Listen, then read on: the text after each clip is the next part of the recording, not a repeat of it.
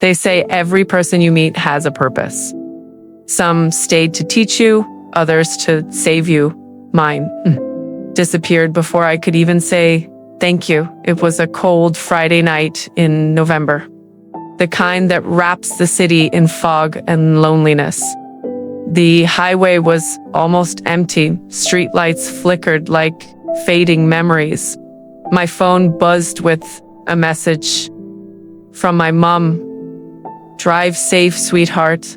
I smiled, and that when the headlights appeared. A truck, swerving wildly across lanes, heading straight toward me. Everything happened in a blink.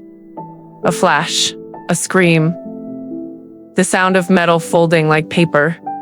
My car spun twice, flipped, and crashed into a ditch. I remember the taste of blood and gasoline, the sharp smell of burnt rubber. My seatbelt locked, pinning me against the seat. I tried to move, but pain shot through my chest. Then, just before my vision faded, I saw him. A man, tall, wearing a dark jacket, his face shadowed by the fog. He smashed the window with his elbow, ignoring the glass cutting his skin. I couldn't speak. My voice was gone, buried under fear. He leaned closer, eyes calm, voice steady.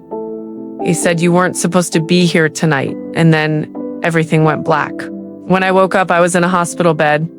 Machines beeped softly. A nurse told me I'd been unconscious for almost a day.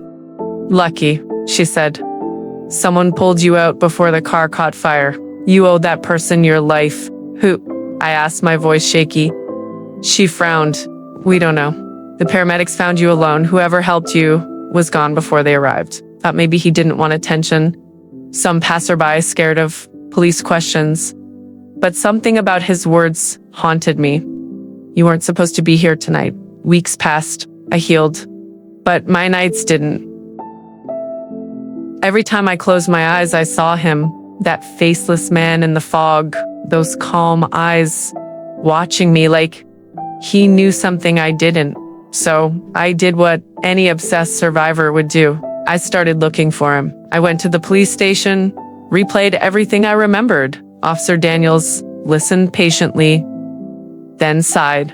"Ma'am, we checked all the CCTV footage near the crash site. No pedestrians, no cars stopping, nothing."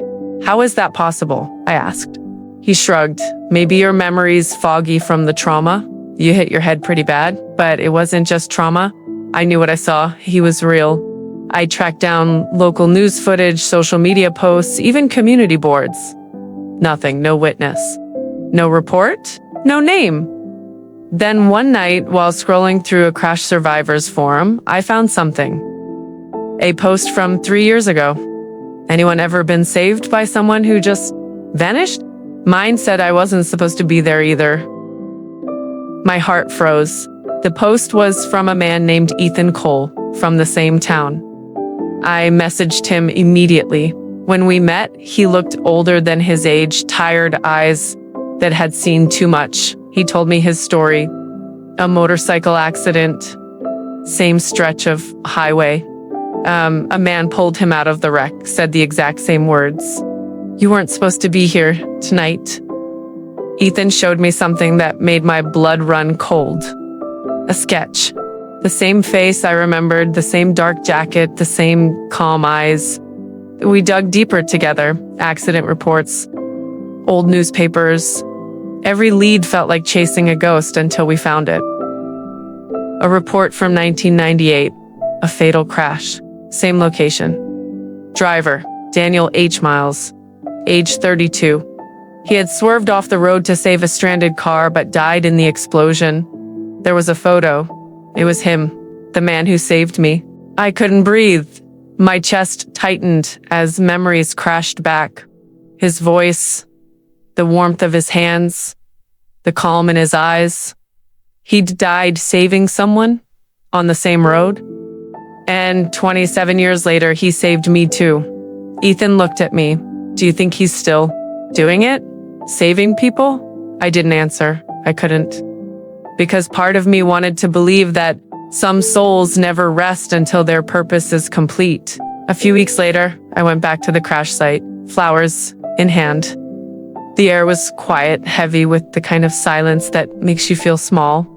I placed the flowers by the old guardrail, whispered, "Thank you, Daniel."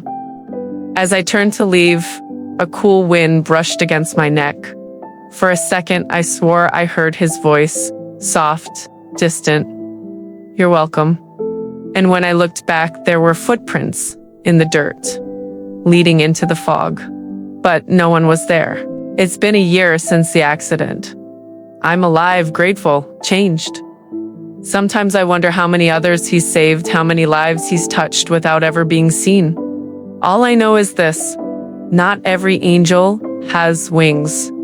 Some drive through the fog and disappear before sunrise.